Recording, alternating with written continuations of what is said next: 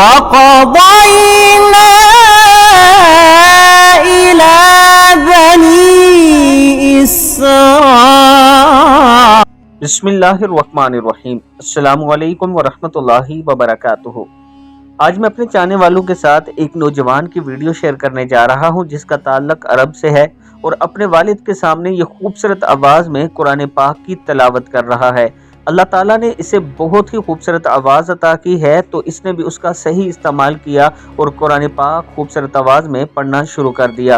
आप दोस्त ज़रा इस वीडियो को मुलाहिज़ा कीजिए, फिर हम इस पर गुफ्तगू करते हैं। وقضينا إلى بني إسرائيل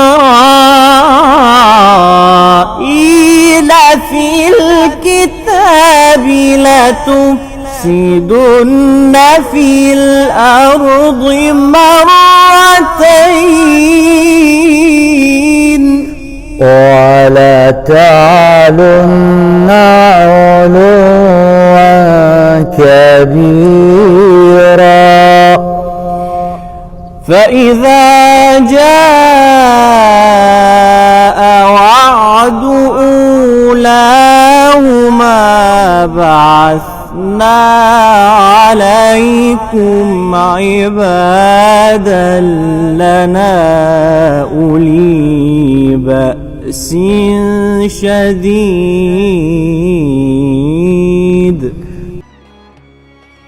वीडियो में आप दोस्तों ने जवान की तिलावत सुनी कि किस खूबसूरत अंदाज में तिलावत कर रहा है।